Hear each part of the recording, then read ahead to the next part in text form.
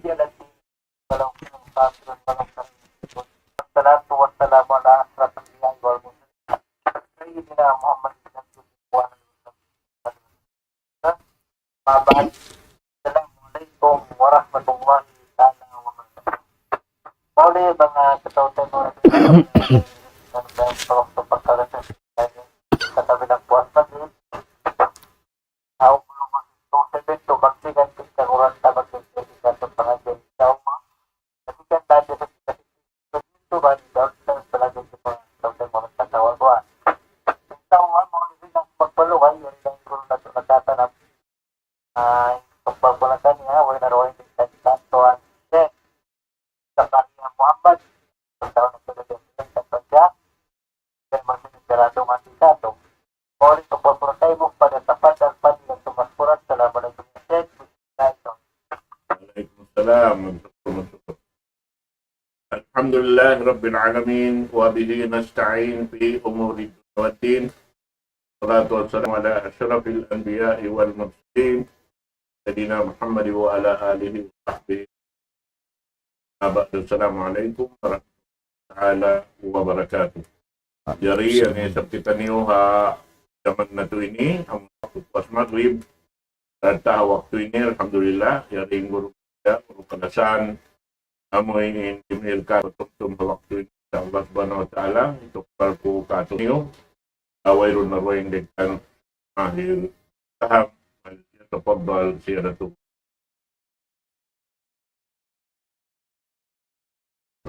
أعوذ بالله من الشيطان الرجيم بسم الله الرحمن الرحيم الحمد لله والصلاة والسلام على رسول الله ولا حول ولا قوة إلا بالله وبعد السلام عليكم ورحمة الله وبركاته.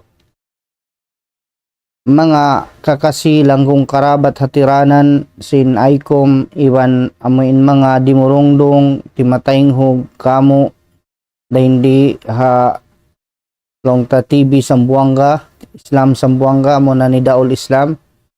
InsyaAllah subhanahu wa ta'ala kumuha kita ni pengajian mani utiw harum ini hapwas maghrib October 17, 2024.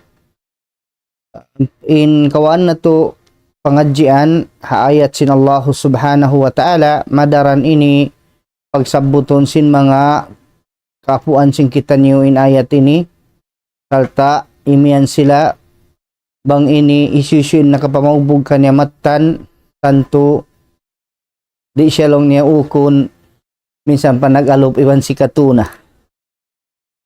In ayat sabuton ko haruman ini insyaallah subhanahu wa ta'ala amo na in ayat in sura niya wala siya kaya tagnaan sin bismillahirrahmanirrahim. Suratut Taubah ayat tamuin dua ayat hinapusan niya insyaallah subhanahu wa ta'ala. Aparman sin Allah subhanahu wa ta'ala ba'da a'udzu billahi minasyaitonir rajim laqad ja'akum rasulun min anfusikum azizun 'alaihi ma anittum harisun 'alaikum bil mu'minina raufur rahim fa in tawallaw faqul hasbiyallahu la ilaha illa hu alaihi tawakkaltu wa huwa rabbul arsyil azim. In ayat ini inagi nila nakauna isiyu nakapamagbog kanya sin pamagbog matan minsan long niya siya mag-alop iban si katuna di siya mauno. Sababi makamasan na to nakauna kaingatan nyo rin sa binhal nila tungod long tama 50s 60s yadto na sampai pa mga 70s na asal ing kaunan sin hula sin kita niyo lupa sug iban na sin agad na in long ta minsupala aun mga jimajato amuin pagbuno. Asabab yadto nakaiyan sila isu makapamagbog sin ayat ini matan pamagbog kaniya minsan siya mag-alop iban si katuna di siya mauno.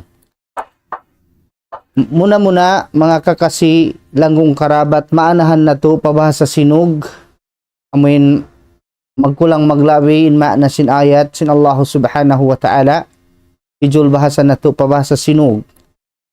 Aparman sin Allah subhanahu wa ta'ala laqad ja'akum rasulun min anfusikum in kalima yusal sin Allah subhanahu wa ta'ala kalima laqad. Bangkitan niyo mga G bahasa Arab in daran na to pagkarungan in huruf sapa tuwin taod.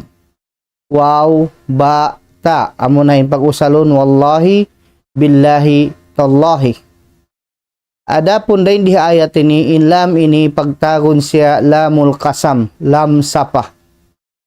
Insurance in lam sapa, amo na in kalima qad. In kalima qad, huruf ta'kid at huruf tawkid, bangkitan yung mga G, bahasa Arab, basic mana niya. Adapun dahin di ayat ini, in makna niya, huruf tahqiq wa ta'kid ba'da ta'kid. In hati niya, biasin sa kaula-ula waktu kau ya subuh, sin long tahi susun halom sin bay, utu bakas kau kain. In jawab mo long mo bakas ako ina atau ama pia masjid. In biyata mo bakas kau pia masjid bunal paubos iyan mo pa. Bang di kumahagad sa ikaw umusalong mo ina bakas ako pia masjid bunal bakas ako pia masjid. Hati niya biyata mo na pag-ubos siya to biunnal mo sin parhal bunal tuna. Bang di pa sila kumahagad, inimian ka wallahi bunal bakas ako